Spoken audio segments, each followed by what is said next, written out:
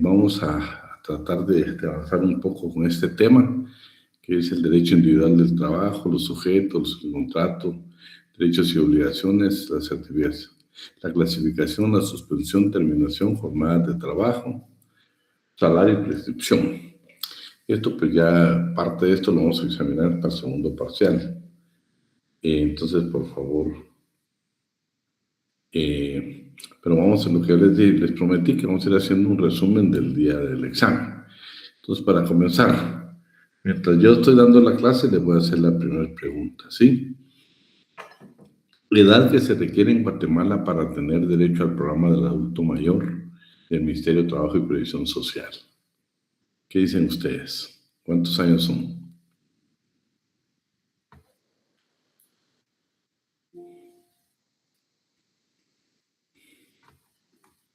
Me la van contestando ahí y vamos a ir repasando mientras damos la clase.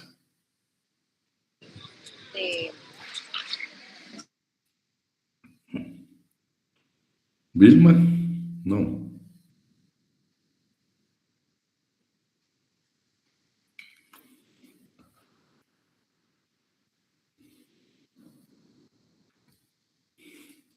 ¿Se recuerdan qué edad se requiere para tener derecho al programa del adulto mayor del Ministerio de Trabajo y Previsión Social?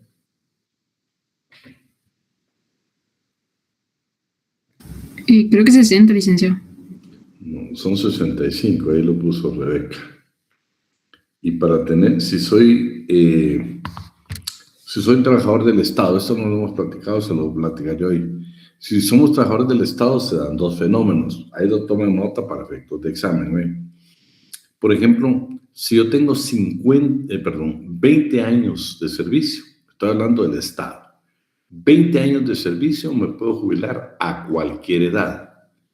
Con 10 años de servicio me puedo jubilar, pero con 50 años de edad. Eso es para los trabajadores del Estado, por favor, ¿eh? Y para el Instituto Guatemalteco de Seguridad, si me quiero jubilar, tengo que tener 240 cuotas canceladas y 60 años de edad. Tal vez alguien lo anota ahí para que nos quede escrito. Entonces vamos a ver los sujetos del derecho del trabajo, ¿eh? Y por supuesto vamos a estar analizando un poquito ahí nuestro código y haciendo algunas anotaciones, ¿sí? Antes de comenzar me gustaría que alguien pudiera leer el artículo número 1 del Código de Trabajo.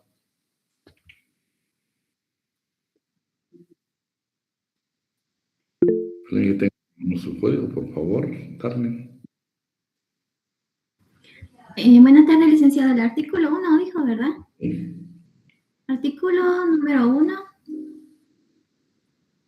El presente código regula los derechos y obligaciones de patronos y trabajadores con ocasión de trabajo y crea instituciones para resolver sus conflictos.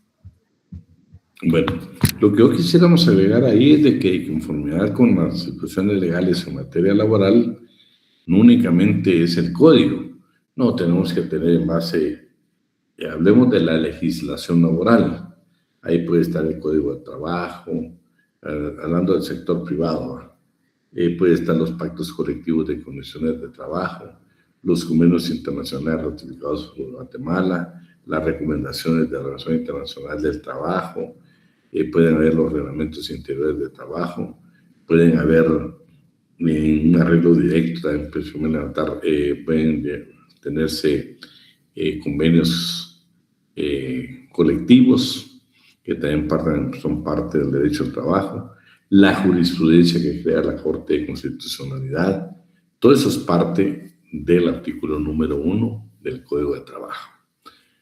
El artículo número 2, ¿qué dice el artículo número 2?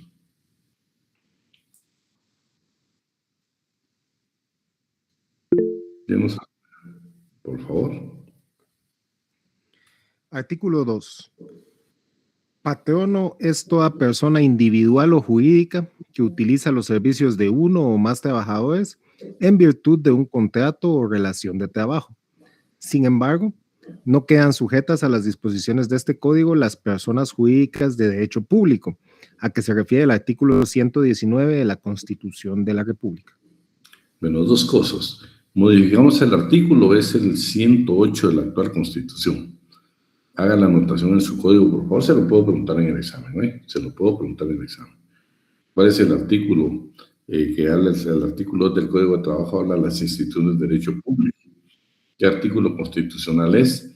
Actualmente es el artículo 108.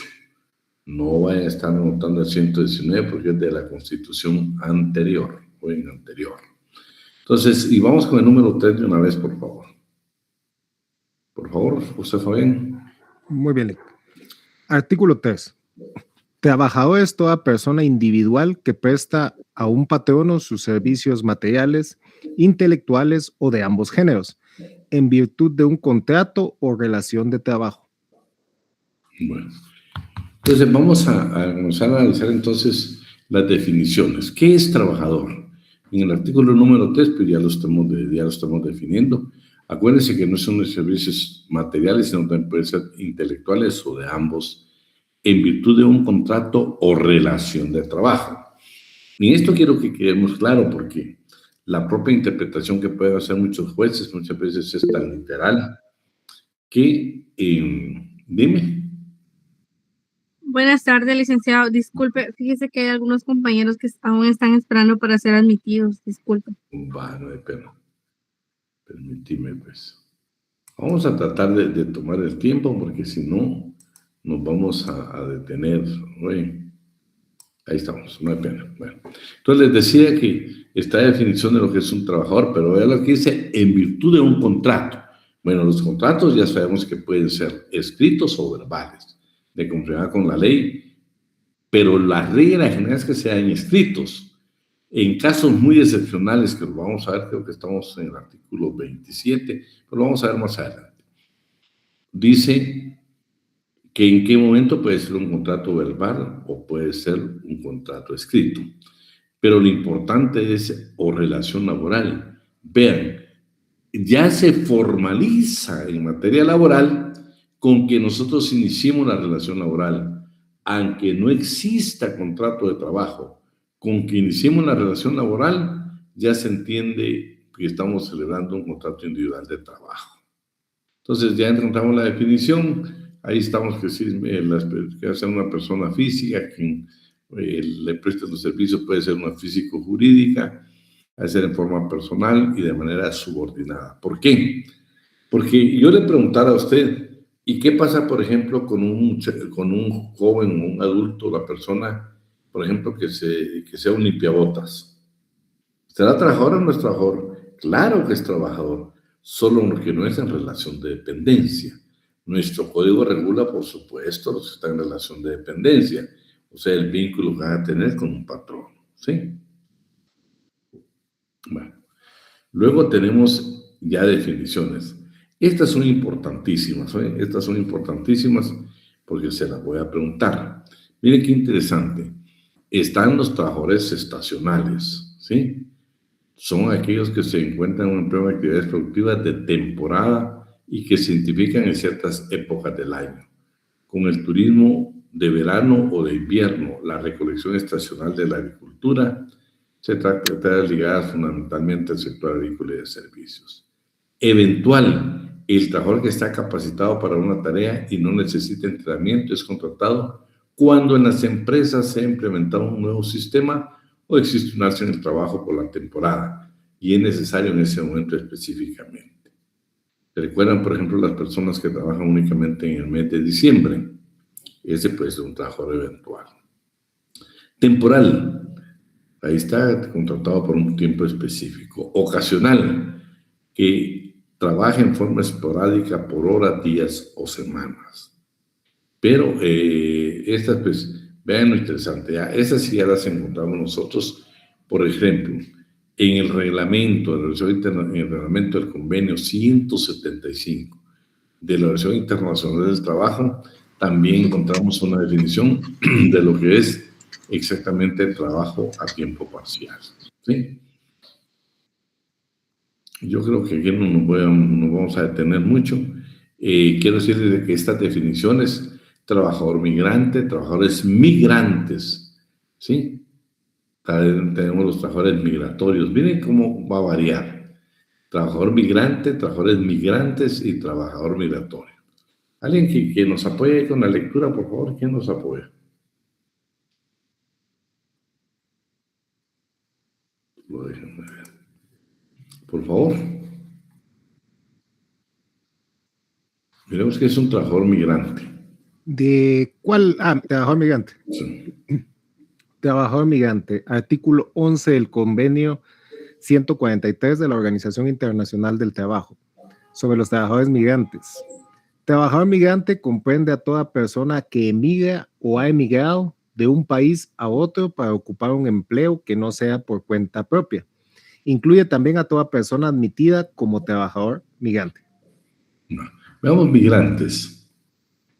Trabajadores migrantes. Artículo 75, inciso A, decreto 44/2016. Las personas extranjeras que han sido autorizadas a permanecer en el país para dedicarse al ejercicio de alguna actividad lícita remunerada bajo la dependencia y dirección de un patrono. Los trabajadores migrantes podrán solicitar residencia temporal por el plazo de 1 a 5 años.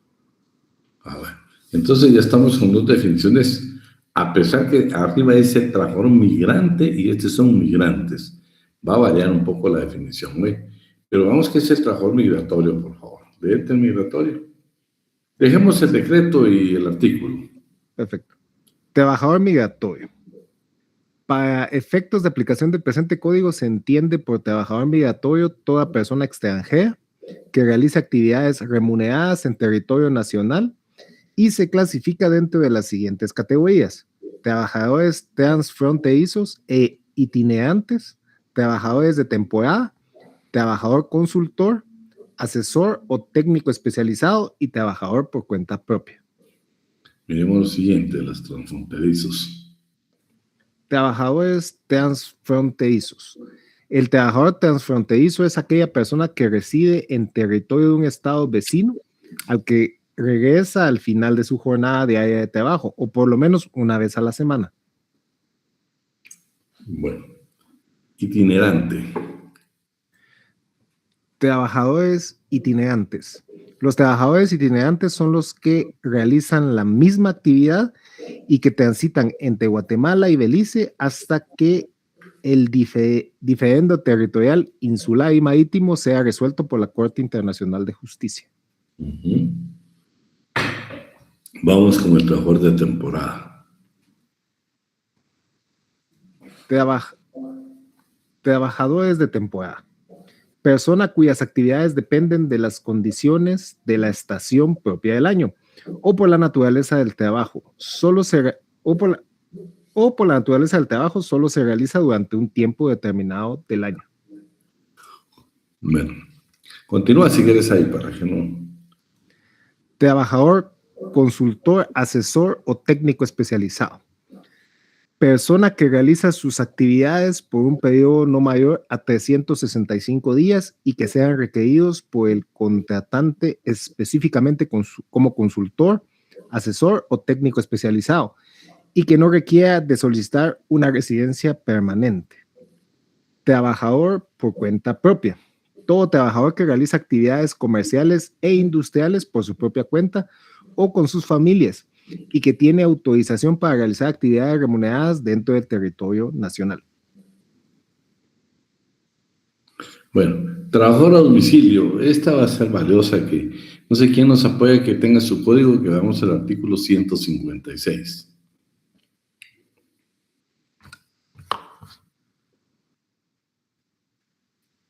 ¿Alguien que lo tenga a la mano? Por favor.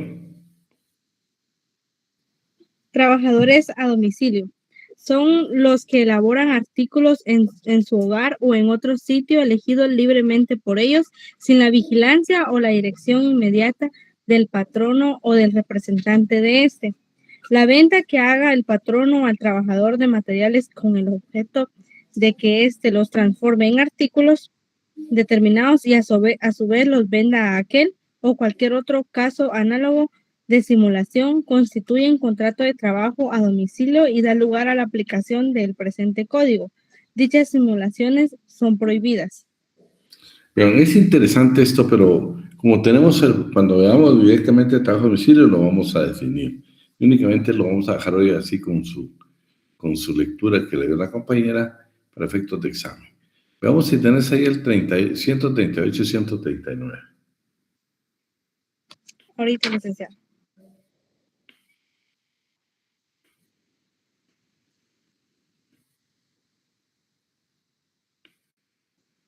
Artículo 138. Trabajo agrícola y ganadero. Los trabajadores campesinos son los peones, mozos, jornaleros, ganaderos, cuadrilleros y otros análogos que realicen en una empresa agrícola o ganadera los trabajos propios y habituales de esta.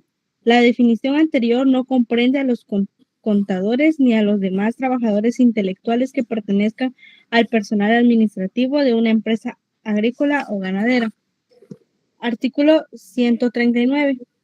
Todo trabajo agrícola o ganadero desempeñado por mujeres o menores de edad con anuencia del patrono da el carácter a aquellas o estos de trabajadores campesinos, aunque dicho trabajo se distribuye a la calidad de coadyuvante o complementario de las labores que ejecuta el trabajador campesino, jefe de la familia. En consecuencia, esos trabajadores campesinos se consideran vinculados al expresado patrono por un contrato de trabajo. Bueno, vean pues. Esto es interesante. Primero, los contadores, las personas de oficina de una finca no son trabajadores agrícolas, ¿eh? Porque una vez usted trabaja administrativamente en una finca, no lo constituye ser un trabajador agrícola. 2. Mire qué pasa con la esposa y el hijo del campesino. Cuando trabajan con el jefe de familia, con la anuencia del patrono, se constituyen en trabajadores campesinos. Claro, le llaman complementarios o coadyuvantes, pero sí tienen esa categoría. ¿Eh? Yo creo que como eso está, yo lo voy a dejar aquí para poder avanzar. Todos los que están en el código, por favor, lo leemos para efectos de examen, ¿eh? Para efectos de examen. Me interesa que veamos hoy gente de mar, por favor, compañera, si me puedes leer donde dice gente de mar. Sí, licenciado. Gente de mar, artículo 1, inciso C. Es toda persona que esté empleada o contratada o que trabaje en cualquier puesto a bordo de un buque o de propiedad pública o privada que se dedique habitualmente a las actividades comerciales. Bueno, esto se lo puse porque pues, ya tiene una definición diferente. Funcionario, empleado público, trabajador municipal, pues ya lo hemos visto, trabajador civil del Estado, ya lo vimos. Trabajador afiliado al Seguro Social, está en el artículo 15 del Acuerdo 1123 del Instituto Guatemalteco de Seguridad Social. Sí, luego tenemos el trabajo de familia, que está en el 199. Ese me interesa, ¿ven? Veamos qué es el trabajo de familia. ¿Quién nos apoya? ¿Compañera? Sí, licenciado, ahorita lo estoy buscando. 199, ¿verdad? Los trabajos a domicilio o de familia quedan sometidos a las disposiciones de los dos artículos anteriores, pero las respectivas obligaciones recaen según el caso sobre los trabajadores o sobre el jefe de familia.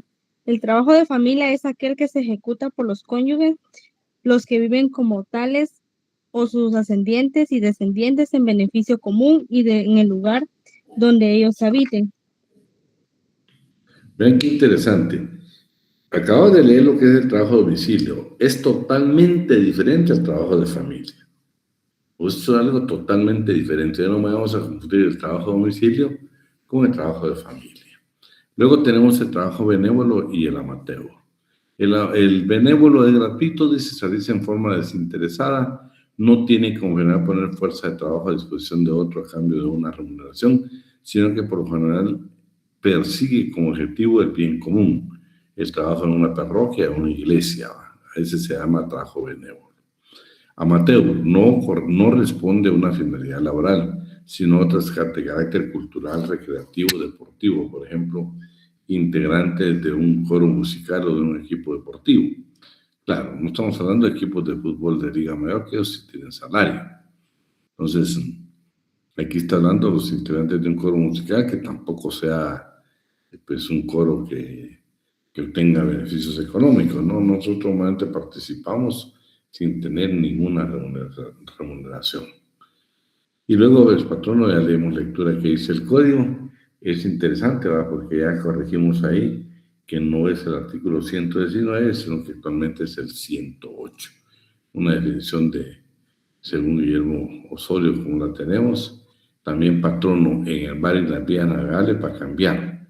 Hablando del mar y la vía navegable, dice que naviero es la persona que utiliza buques tanto propios o alquilados que se dedican a la explotación de los mismos bajo cualquier modalidad o ámbito internacional. Armador designa al propietario de un buque o cualquier otra organización o persona, como puede ser el administrador, el agente flotador, el a casco desnudo, que a efectos de la explotación del buque ha asumido la responsabilidad que le incumbe al propietario de la entidad. Mire, el naviero y el armador también se consideran patronos. Y también aquí hay una definición que está en el decreto 10/2022, que es la ley de fomento para el trabajo marino mercante guatemalteco. Vamos a ver qué es empresa. Empresa, pero vamos a encontrar en el artículo 155, primer párrafo del Código de Comercio, encontramos una empresa mercantil. Esta se lo voy a preguntar, pero en una variante, no sabemos si la va a venir a usted. La leemos, por favor, para que nos quede grabado. Mire, si yo le pregunto a usted, yo mismo ahorita quisiera decir, ¿qué es empresa? Mire qué técnica la definición que tiene el Código de Comercio. Primer párrafo del artículo, dijo que es 655, ¿le? Es empresa mercantil. Se entiende por empresa mercantil el conjunto de trabajo, de elementos materiales y de valores incorpóreos coordinados para ofrecer al público con propósito de lucro y de manera sistemática bienes o servicios. Según la legislación mexicana, es la unidad económica de producción o distribución de bienes o servicios. Bueno, sí. Estamos ahí. Miren que esa es, no sé si en la variante de ustedes, pero sí que va a venir, ¿eh? Entonces, vamos a ir anotando ahí, ¿eh? Continúo con el yo digo, no, lo otro lo vamos a analizar juntos. Luego, en el artículo 14, el Código de Trabajo dice: el presente Código y sus reglamentos son normas legales de orden público y su supervisión se debe sujetar toda empresa de cualquier naturaleza que sea. Hablando exactamente también de la mercantil, ¿sí? Luego vamos a los auxiliares. El artículo número 4. ¿Qué dice el artículo número 4? ¿Quién lo lee? Yolik. Por favor. Buenas tardes. Artículo número 4. Código de Trabajo. Son las personas individuales que ejercen a nombre de funciones de dirección o de administración, tales como gerentes, directores, administradores, reclutadores y todas las que estén legítimamente autorizadas por aquel. Los representantes del patrono en sus relaciones con los trabajadores obligan directamente al patrono. Dichos representantes en sus relaciones con el patrono, salvo el caso de los mandatarios, están ligados con por un contrato o relación de trabajo. Bueno, vean pues, esto es, solo déjenme que es la coordinadora del semestre. Bueno, esto es interesante, porque miren, pues esa seguro también va a ser una bonita pregunta de examen, ¿sí? Aquí lo voy anotando yo, Artículo 4.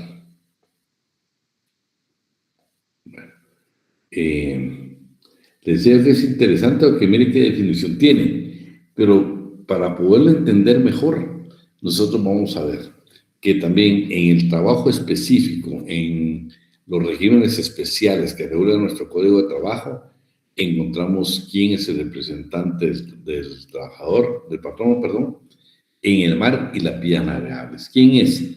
De conformidad con el artículo 177 del Código de Trabajo, el capitán de la nave es el representante legal del patrón. Ahí la nota, por favor, ahí la nota. Estamos viendo temas que nos vamos a servir para el segundo parcial, no para el primero. Tal vez vamos a dejar de anotarlos para no confundirnos. Y vamos a hacer un repaso tal vez antes del segundo parcial. Entonces también está el representante del patrón en el trabajo agrícola y ganadero, que va a variar totalmente. Luego están algunas definiciones. Fíjense pues, el artículo número 4 nos habla de una definición de lo que es el intermediario, ¿sí? Pero el intermediario puede ser que tenga cargos de dirección, cargos de representación o de confianza. Y estas definiciones están contenidas en el Código de Trabajo, en el artículo 351, tercero, cuarto y quinto párrafo del Código de Trabajo. ¿Qué se consideran cargos de dirección? Aquellos en cuyo desempeño se dictan resoluciones que obliguen a todo o la mayoría parte del personal de una empresa, departamento o sección de la misma. ¿Por qué le estamos dando lectura a estos tres? Acuérdense que ellos son totalmente diferentes. La ley no los considera trabajadores, porque son representantes del patrón. Son cargos de representación, los que traen consigo la actuación de la voluntad del patrón o implica alta jerarquía o dignidad, o la delegación de funciones que en principio corresponden a aquel. ¿Qué son los trabajadores de confianza? Son aquellos cuyo ejercicio es básico, quien los desempeña tenga idoneidad moral reconocida, corrección o discreción suficiente para no comprometer la seguridad de la respectiva empresa. Esos son, se dieron cuenta que estamos hablando ahorita nosotros de los auxiliares, ¿sí? Auxiliares, quienes son los patrones, los representantes del patrón. Pero vamos ahora, viene la siguiente. ¿Qué es un intermediario? Es diferente a un representante del patrón. ¿Qué es un intermediario? Vamos a alguien que me lea el artículo número 5.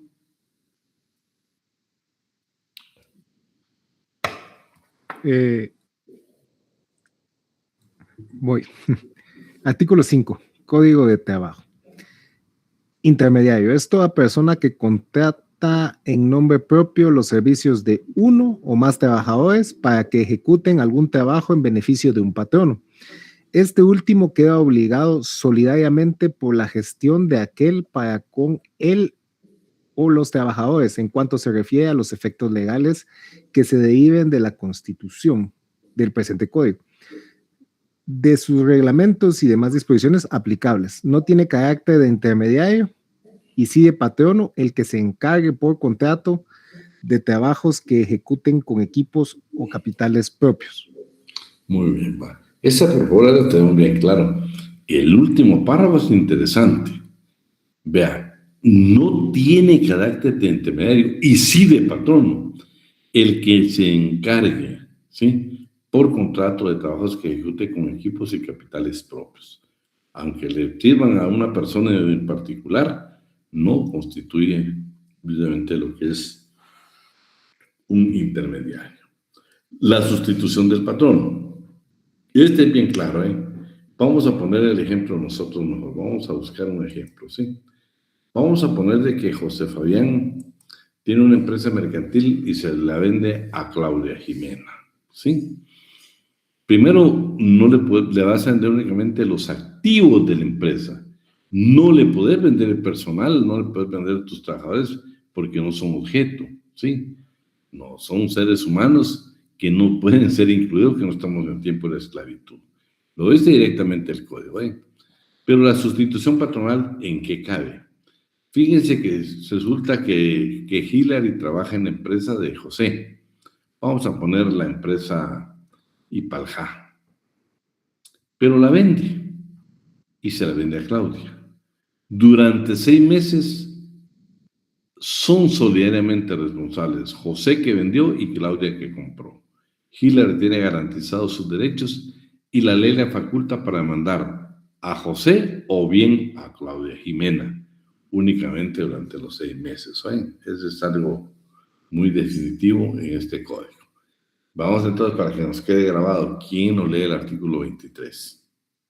Yolik, Por favor. artículo 23. La sustitución del patrono no afecta los contratos de trabajo existentes en perjuicio del trabajador.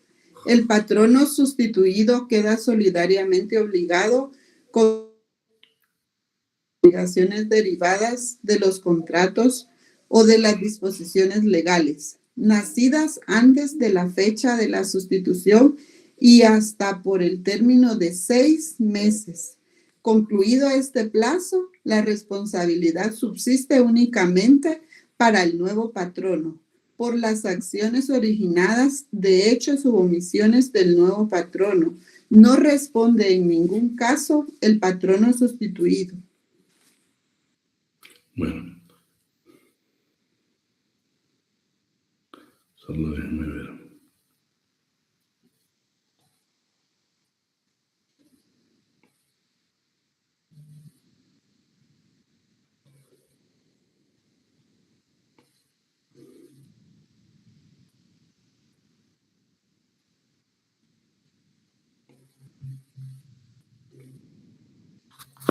Bueno, entonces estamos ya claros con la sustitución. 6 meses van a ser solidariamente responsables. Pero en el artículo número 6, lo que estamos hablando, no son mercancía los trabajadores. Mire lo que dice. Los patronos pueden ceder, vender los derechos que tengan en virtud de un contrato de relación de trabajo. En virtud de un contrato de relación de trabajo, la palabra es no pueden. Los patronos no pueden ceder o enajenar los derechos que tengan en virtud de un contrato de relación de trabajo, ni proporcionar a otros patronos trabajadores que hubiesen contratado para sí, sin el consentimiento claro y preciso de estos. Dichos trabajadores, en cuyo caso la sustitución es definitiva, no pueden afectar los contratos de trabajo en perjuicio de estos. No queda comprendida en esta provisión la enajenación que el patrono haga de la empresa respectiva. Lo que él está diciendo, no puede usted incluir en la empresa que José le está vendiendo a Claudia, te incluimos los trabajadores. No. José Fabián tiene la obligación de conformar con este artículo de indicarle a sus trabajadores que va a vender la empresa y que es decisión de ellos continuar o no en la empresa. Tiene que haber una anuencia de ellos que quieren trabajar con la nueva propietaria, que es Claudia Jimena. Por favor, tiene que haber un consentimiento. Y en caso no quieran continuar, José Fabián tiene la obligación de pagarle su indemnización y demás prestaciones que señala la ley. Ya quedamos que no pueden incluir en el documento precisamente los trabajadores porque no son objeto a que vayan a la venta. Entonces, miren qué interesante. Todas las definiciones que encontramos de que es un trabajador. Los patronos, con los trabajos específicos, el armador, el naviero también son patronos. No únicamente lo que señala el artículo que indicamos. La sustitución patronal la entendemos muy bien, pero por favor le ponemos mucha atención a lo que es un intermediario, ¿sí? Porque un intermediario es totalmente diferente a un representante de un patrón, ¿sí? Totalmente diferente. Estos son los sujetos que participan en la relación laboral. Claro, por supuesto, el Estado, un proceso no solo de fiscalización, sino que por mandato legal que se cumplan todas las normas que se dan en nuestro Código de Trabajo. Vamos a ver hoy lo que es el contrato individual de trabajo y sus condiciones de trabajo. Antecedentes. Vamos a ir repitiendo. Mario López Larrabe indica, el Código Civil regulaba las relaciones laborales como contrato de locación de servicios. O sea, toda la relación laboral, ¿sí?, se regulaba antes que existiera el Código de Trabajo en el Código Civil. ¿Y cómo se le denominaba en el Código Civil a lo que hoy conocemos como contrato individual de trabajo? Contrato de locación de servicios. Vamos a ver la naturaleza jurídica. Aquí tenemos varias teorías. la contractualista y la anticontractualista. En esta tenemos la institución del contrato realidad, de acto condición y de relación de trabajo, que es la que acoge nuestra legislación. La contractualista dice, se basa en la posición del derecho laboral que considera el contrato de trabajo como celebrado libremente por las partes. Hemos hablado que no es tan libre porque definitivamente quien pone las normas es el Estado.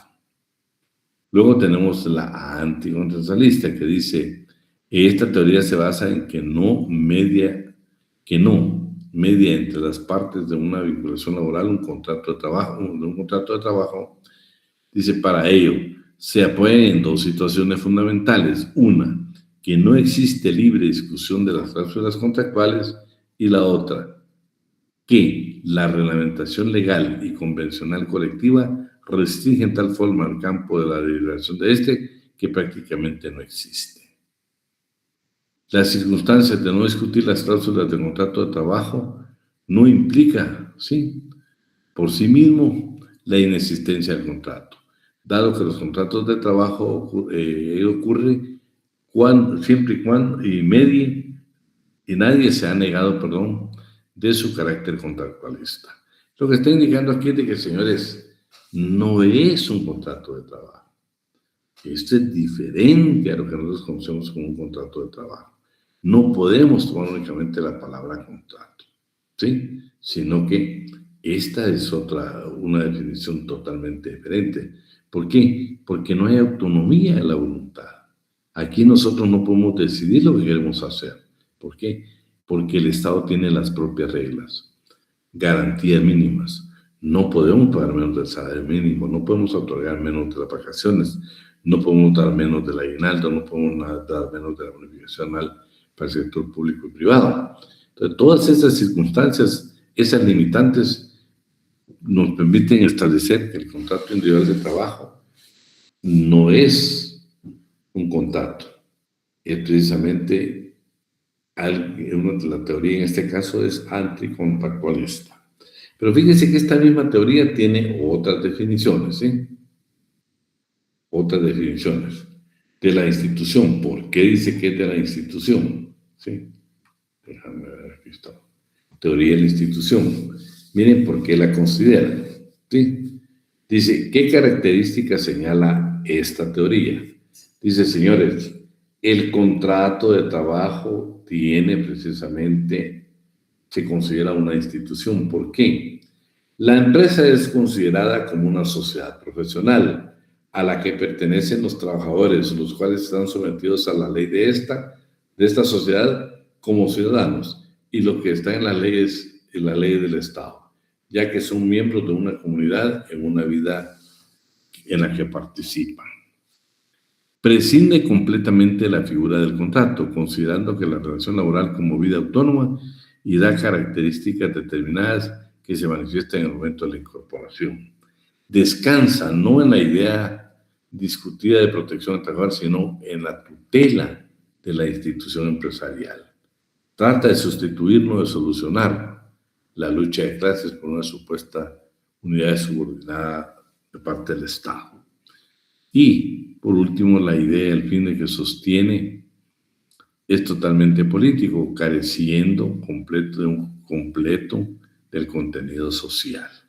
Esta es la teoría prácticamente de la institución, pero la vamos a entender muy bien con este párrafo que está acá. ¿Quién nos lee el párrafo que está subrayado? Conexo con el tema. Cuando se considera que la empresa no es solamente capital en procura de mayores lucros, sino que desempeña la función social de crear riquezas, aumentar empleos, perfeccionar técnicas, elevar el producto nacional, distribuir rentas, atraer divisas, ampliar mercados, promover asistencia social, teniendo la posibilidad de perdurar indefinidamente y de modo independiente de las ideas concretas de sus titulares, admítase como posible que sea tenida como institución. Esa es la razón por la que se considera esta teoría que dice que el contrato individual de trabajo es una institución. Veamos la siguiente. Teoría del contrato realidad. ¿Me haces favor de leerme lo subrayado? Silic. De acuerdo a esta corriente doctrinaria, la vinculación laboral tiene su nacimiento en la prestación de los servicios y no en el acuerdo abstracto de voluntades. Se reconoce que existe en la prestación del trabajo un acuerdo de voluntades aún apenas presumido, tanto de una como de otra parte, pero que en caso de un contrato nulo, las consecuencias que se pueden producir escapan al marco de la contractualidad. Bueno, lo que está este contrato en realidad dice, señores, no se trata de algo abstracto, es decir, de voluntades. No. Hablando del contrato en realidad dice, señores, tiene nacimiento en la prestación del servicio. O sea, lo que trata esta teoría dice, señores, el contrato de trabajo deben de ver ustedes, no desde el visto de bruta, de requisitos y todo lo demás, no. Desde el punto de vista que el contrato es la relación laboral, es la realidad. Cuando nosotros comenzamos a trabajar, aunque no tengamos contrato de trabajo, ya se considera un contrato de trabajo, ¿sí? Esa es la teoría de la realidad, lo que realmente pasa, que cuánta gente hay trabajando y nunca le elaboraron su contrato de trabajo. Veamos la siguiente teoría, el acto condición. Por favor, léete el primer párrafo. Teoría del acto condición. El acto de entrar a formar parte de una empresa o centro de trabajo constituye el acto originario, esencial, base de todas las prestaciones jurídicas. Bueno, con el hecho que trabajemos en la empresa, esa es la teoría del acto condición. ¿Por qué? Porque nosotros ingresamos y tenemos que sujetarnos a todas las disposiciones, a todos los reglamentos que tiene precisamente la empresa que vamos a laborar. O sea, el acto de hacer la condición que vamos a respetar. Y esta que es prácticamente la que acoge nuestra legislación, la teoría de la relación de trabajo. ¿Alguien más que nos apoye para que descanse aquel? Yo, licenciado. Por favor.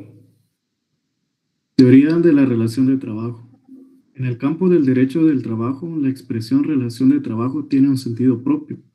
No siempre la estipulación del contrato de trabajo coincide con el de la prestación del trabajo, puesto que puede producirse el caso de un contrato por el cual el trabajador se obliga a prestar sus servicios solamente a partir de una determinada fecha futura.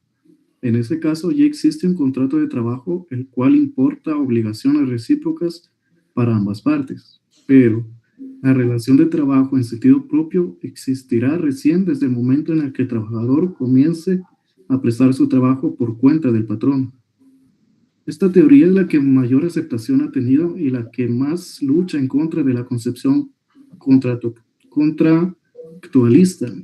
El concepto de la empresa como comunidad domina desde el tiempo de la doctrina alemana. Se ha determinado particulares alteraciones en la estructura del contrato de trabajo, sea poniendo todo el acento sobre una organización de relación y más precisamente sobre la inserción en la empresa de las situaciones de las cuales derivan los recíprocos derechos y deberes del trabajador y del dador de trabajo.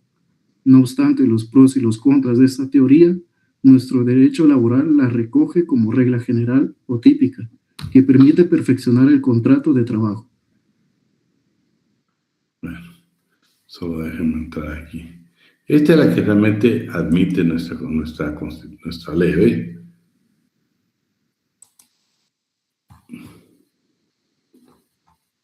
Y con eso pues ya terminamos este otro tema. Ahora, ¿qué la definición de un contrato individual de trabajo?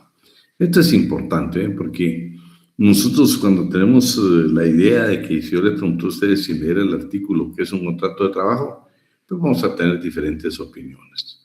Pero mire lo que señala el Código de Trabajo en su artículo número 18. Contrato individual de trabajo, sea cual fuere su denominación, es el vínculo económico jurídico mediante el que una persona llamada trabajador queda obligada a prestar a otra patrono los servicios personales o a ejecutarle una obra personalmente bajo la dependencia continuada y dirección inmediata o delegada de esta última a cambio de una retribución de cualquier clase o forma. En el caso de los gerentes, directores, administradores, superintendentes, jefes generales de la empresa, técnicos y demás trabajadores de categoría análoga, a la solemnidad dicha delegación puede incluso recaer en el propio trabajador. La exclusividad para la prestación de servicio o ejecución de una obra no es una característica esencial de los contratos de trabajo, salvo en caso de incompatibilidad entre dos o más relaciones laborales, y solo puede exigirse cuando así se haya convenido expresamente en el acto de celebración del contrato. No, pero nosotros en Guatemala definitivamente no se da esta circunstancia. O sea, nosotros no podemos firmar la exclusividad, ¿verdad? No podemos decir, yo le juro que vamos a trabajar solo para ustedes. Donde se da la exclusividad es que, por ejemplo, que Darling trabaja en una empresa y muchas veces la mandan a prepararse interna o en el extranjero, y ahí ella firma un convenio donde ella se obliga a que durante determinado tiempo ella no puede renunciar ni trabajar para la competencia por los secretos profesionales que va a tener o cualquier otro tipo de secreto que pueda perjudicar los intereses de la empresa. Entonces, ahí es donde nosotros tenemos más la exclusividad, pero no tanto en el tema de decir solo voy a trabajar para Hillary y únicamente para ella voy a trabajar. Esa cláusula dice, claro, se va a permitir cuando se den algunas circunstancias que lo ameriten, pero la regla general es que no se permite, ¿sí? Luego está lo que es una definición de lo que es un contrato individual de trabajo en el artículo numeral 1 del reglamento del convenio 175 de la OIT. También está en la ley del marino mercante, también tenemos una definición, ¿no? Ahí se lo voy a dejar para que lo podamos leer. Y elementos propios o característicos de los contratos de trabajo. Esto es importantísimo y aquí sí quisiera que le pusiéramos un poco de atención. Subordinación o dependencia, ausencia de riesgo, estabilidad y profesionalidad. Fíjense, bueno, la subordinación pues está clara que ahora puede ser directamente el patrono o alguno a la persona que él delegue, ya sea cargos de confianza, de dirección o de representación, la persona que delegue. Pero también puede ser en relación, esta dependencia o subordinación, la puede delegar de diferentes formas. Tenemos dos definiciones acá. Miremos solo la primera. El estado de limitación de la autonomía del trabajador al cual se encuentra sometido en sus prestaciones por razón de su contrato y proviene de la potestad del empresario para dirigir la actividad de la otra parte en orden de mayor rendimiento en la producción y beneficio de la empresa. Si la dependencia significa que una persona está sometida a la voluntad de otra, pero no a través de una sumisión psicológica, de una vinculación social y de obediencia personal ciega, sino que una supeditación funcional que unifica y coordina actividades diversas. La subordinación no es un abuso. La subordinación es nada más cómo vamos a ejecutar el trabajo. Necesitamos que nos indiquen de qué manera hacerlo. ¿Qué características tiene la subordinación? El trabajador se pone a disposición del patrono su fuerza, su energía de trabajo, y por esta razón está sujeto a la organización de la empresa. El patrono adquiere el derecho de dirigir el trabajo y dar órdenes, sustituyendo la voluntad del trabajador en la ejecución de sus tareas. La correlativa obligación del trabajador de acatar órdenes e instrucciones del patrono con la voluntad de establecer el tiempo, lugar y métodos empleados. La fiscalización del empleador, expresada en la supervisión y control de la forma en que el trabajador desempeña sus labores. Subordinación debe surgir de una relación jurídico continuada de cierta duración o periodicidad, es decir, labores que realizan no deben ser accidentales. El servicio se presta, dice, por cuenta ajena en beneficio de un empresario para fines económicos de este, por lo tanto, el trabajador es ajeno a los riesgos y pérdidas de la empresa. Esta es la subordinación en concreto, que puede ser totalmente delegada por el patrón. Dirección y dependencia. Se utilizan con frecuencia como sinónimos los términos subordinación, dependencia y dirección, pero más aceptado en la rutina es amplio y flexible en la subordinación. La subordinación comprende tanto la dirección como la dependencia y es más comprensiva que las otras, porque el término de mayor número de adeptos en la autoridad es la que más siguen los tratadistas. Trabajo autónomo y subordinado. Aquí está la locación de obra, la locación de servicios. Veamos este tipo de contratos. ¿Alguien que pueda leer esos dos? Locación de obra y locación de servicios. La locación de obra es el contrato mediante el cual una persona llamada contratista se compromete a entregar una cosa cuya ejecución y dirección quedan a su cargo. La entrega debe sujetarse a las estipulaciones del contrato y el dueño de la obra se obliga a pagar un precio por la misma al momento de su entrega. El contratista corre con el riesgo de la obra hasta la entrega de la misma y es responsable por su destrucción o deterioro. En la locación de servicios, el objeto es el servicio prestado por una persona. Es el trabajo humano en sí mismo sin tomar en cuenta su resultado y obra, y su retribución se estipula por unidad de tiempo. Son servicios que se prestan generalmente dentro de una especialidad sin importar su resultado y sin someterse a la dependencia o dirección de otra persona. Es decir, que es una prestación libre de servicios. Al respecto, Guillermo... Dejémoslo hasta ahí. Entonces tenemos dos definiciones, que es un contrato de locación de obra y una locación de servicios. Léete esta parte mejor para que lo entendamos bien. El contrato de trabajo comprende el trabajo subordinado. El trabajador lo presta sujeto al patrono jurídico, económico, jerárquica y técnicamente. El patrón organiza el trabajo conforme los fines que persigue y el trabajador acata sus instrucciones, ya que labora por cuenta ajena. Además, son ajenos a este último los riesgos de la obra o del servicio que ejecuta.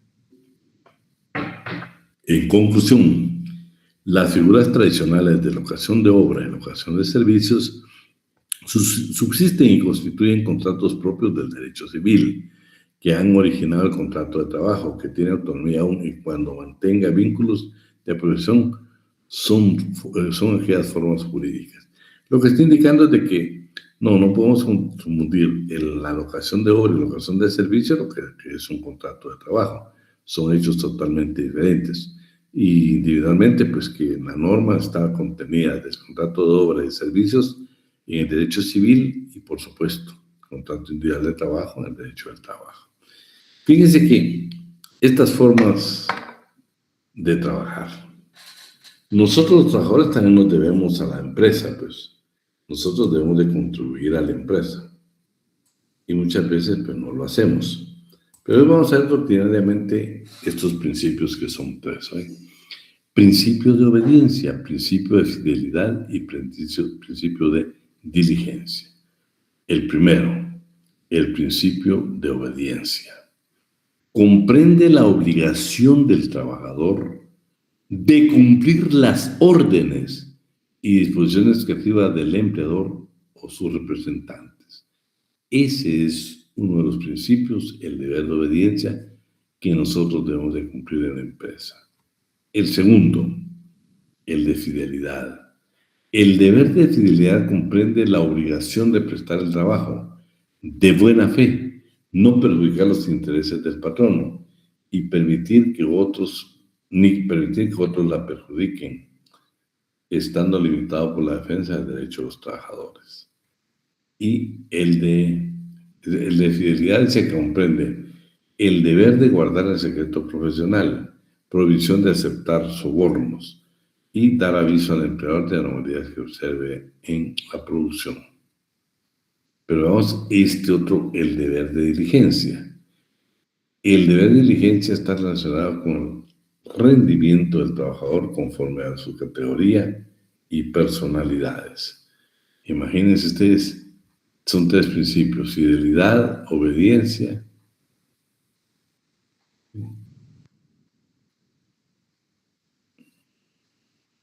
y diligencia. Ausencia de riesgos. Fíjense que esto es importante.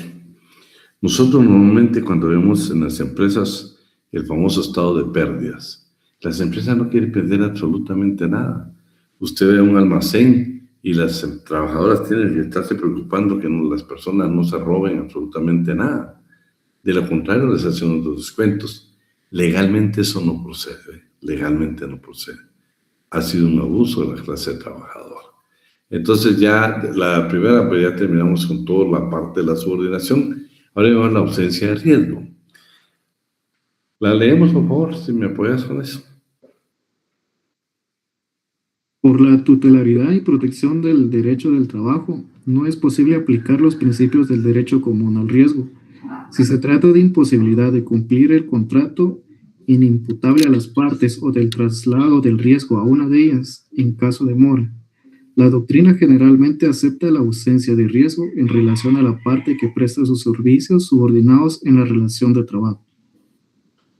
Entonces, esos principios no es posible aplicar los principios del derecho común al riesgo. ¿Por qué? Porque no somos empresa. Cuando firmamos nuestro contrato de trabajo, nosotros no tenemos nada que ver con el estado de ganancias y pérdidas de la empresa.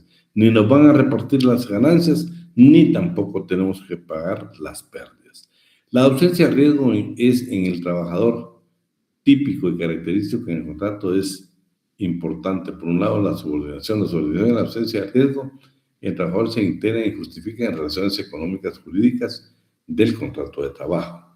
Por supuesto que nosotros en el riesgo no tenemos nada que ver, no tenemos que estar pagando absolutamente nada nosotros de lo que se pierda en el lugar donde trabajamos. Claro que se comprueba pues, de que nosotros tuvimos responsabilidad en que se perdiera, pero lo contrario, pues no teníamos ninguna obligación porque los riesgos empresariales no nos los jugamos nosotros los trabajadores, sino el patrón.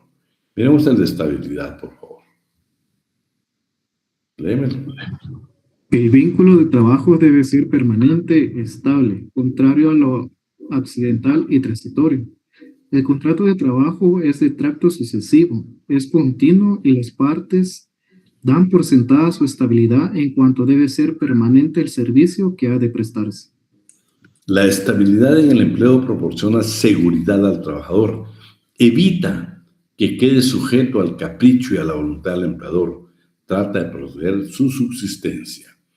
Tradicionalmente la estabilidad se divide en la permanencia, persistencia o duración indefinida de las relaciones de trabajo y la exigencia de una causa razonable para su disolución.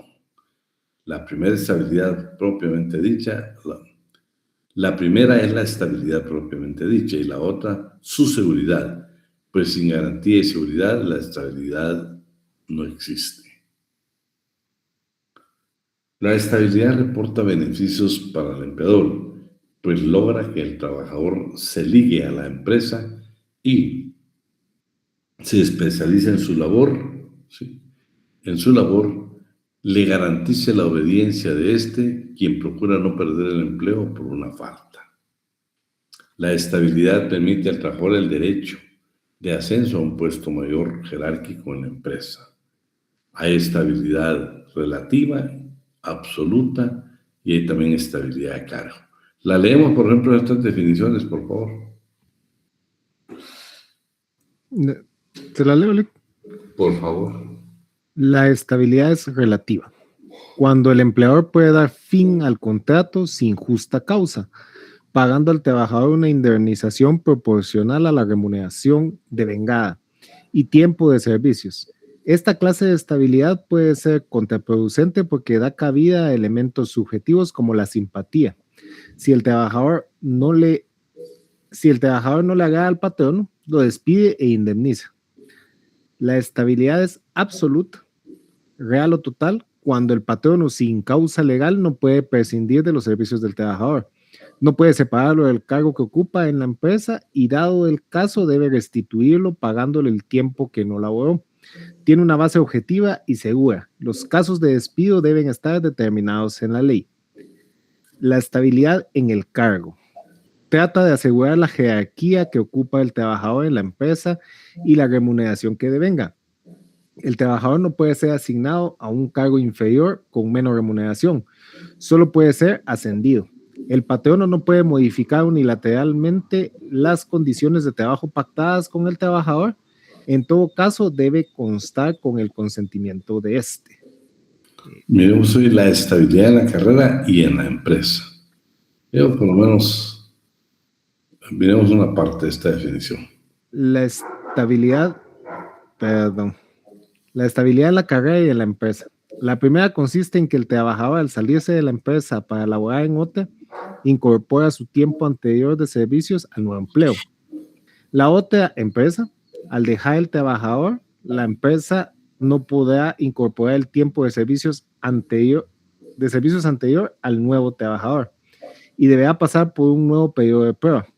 Esta diferencia es importante porque en el primer caso permite acumular tiempo de servicios prestados en determinada actividad. Esta clase es factible en actividades económicas con carácter profesional, vendedores de seguros, trabajadores ligados a la actividad bancaria, maestros, etc. El otro caso se refiere a cuando se labora en una empresa de varios establecimientos o agencias. Bueno, ya tenemos entonces con esta estabilidad y la parte de la profesionalización. La profesionalización es la condición inherente al trabajador en cuanto que presta los servicios propios de sus facultades y oficios. La profesionalidad como actividad para lo que fue contratado el trabajador surge de la reiteración de las tareas en la actividad. Bueno, lo que está indicando es de que nosotros cuando llegamos a una empresa, pues por supuesto no conocemos el trabajo, pero la reiterada, lo que tenemos que hacer diariamente nos permite ir profesionalizándolos en el trabajo que nos han encomendado. Ese es en términos generales lo que podemos hablar de la profesionalidad y ahí se lo dejamos nosotros subrayados hoy. Para efectos de, como sé que tienen examen mañana, nos vamos a quedar hasta ahí y vamos a seguir conociendo, si es que el viernes, los elementos materiales o reales, ¿sí? Todo por